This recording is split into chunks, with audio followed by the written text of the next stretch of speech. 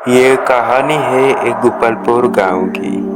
गांव बाहर से शांत और साधारण दिखता था, लेकिन गांव के सभी लोग एक पुराने टूटा फूटा घर से डरते थे। कहते थे एक पिशाची आत्मा रहता है उस घर पर। लेकिन उस गांव में एक लड़का था जिसका नाम था विजय। विजय भूत और पिशाच पर विश्वास नहीं करता था। गोपालपुर गांव के लोग हमेशा उस टूटे फूटे घर के बारे में बात करते थे। एक दिन जब गांव वाले उस चर्चा में लगे थे, तभी वहां से विजय गुजर रहा था। उसने सबकी बात सुनी और हंस के बोला, अरे ये सब झूठ है, पिशाची पिशाची कुछ नहीं होती, तुम सब बेकार में डरते हो। उसके बाद गांव के एक आदमी बोला, नहीं बेटा, ये सच है। ये बुजुर्ग ने अभी मुझे बोल रहा था कि अपनी आंखों से उस पिशाची को देखा है। अगर तुम नहीं मानते, एक रात हवेली पर जाके देख लेना। विजय हंस के बोला, ठीक है, मैं जाऊंगा उस हवेली में और सबको साबित करके दिखाऊंगा कि पिशाची पिशाची कुछ नहीं होती, ये सब अंधविश्वास है। नहीं बेटा, मत जाना हवेली में, मैंने अपनी आंखों से उस पिशाची को देखा है। वो दिन अमावस्या रात थी।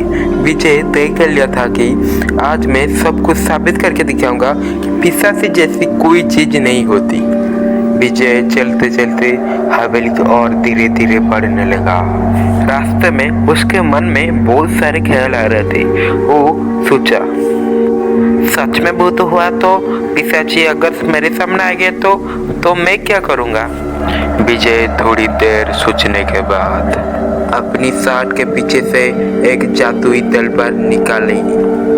ये तलवार उसे गांव की एक बूढ़े साधु ने दी थी। उसने बोला था, बेटा, तेरे सामने एक दुष्ट आत्मा से हो तो तलवार को स्मरण करना, ये तुझे बचाएगी। इसके बाद विजय धीरे धीरे हवेली की ओर बढ़ने लगा। जैसे ही विजय हवेली के पास पहुंचा, अचानक तेज बिजली कड़की और आसमान गूंज उठा और हवेली और भी डरावना लगने लगा। विजय ने हिम्मत जुटाई और दरवाजा खोलकर हवेली के अंदर कदम रखा। अंदर सब कुछ शांत था। विजय ने सोचा, अरे ये तो साधारण कमरा है, यहाँ पर कोई पिशाची नहीं है। अरे यहाँ पर और एक दरवाजा है। वो दरवाजा विजय खोलने के लिए जाने लगा। विजय वो दरवाजा भी खोला और भीतर चला गया। कमरा अंधेरा से भरा हुआ था। अचानक एक पक्षी उड़कर विजय के ऊपर से चला गया। विजय डर गया। विजय का दिल जोर जोर से धड़कने लगा। उसके ऊँट कांप उठे। तभी सामने से एक भयानक औरत प्रकट हुई। विजय डर के बोला, बचाओ बचाओ, मुझे जाने दो। पिशाची हंसते हुए बोल रहा था, आज मजा आ गया, तुझे मैं मारूंगा। भाग भाग, कितने तेरे भागेगा। इसके बाद पिशाची पक्षी हो गई और विजय के पीछे पीछे जाने लगी। विजय भाग रहा था, लेकिन पिशाची हवा पर उड़ते उड़ते विजय के सामने आकर खड़ी हो गई। विजय बोला, बचाओ बचाओ, और फिर से अपनी भयानक रूप पर बदल गई। आज तेरा अंत निश्चित है। इसके बाद विजय हंसने लगी। हा हा हा हा हा हा हा हा हा हा। तू क्यों हंस रहा है? मौत के सामने खड़ी है, फिर भी हंस रहा है। विजय अपनी जादू की तलवार निकाली और बोली, अब तो क्या करेगा, अभी तो तुझे मैं ही मारूंगा। इसके बाद पिशाची बोली, ये जादुई तलवार है, तुझे यही कहाँ से मिली? बचाओ बचाओ, मुझे मत मारो, बचाओ बचाओ। इसके बाद पिशाची भागने लगी।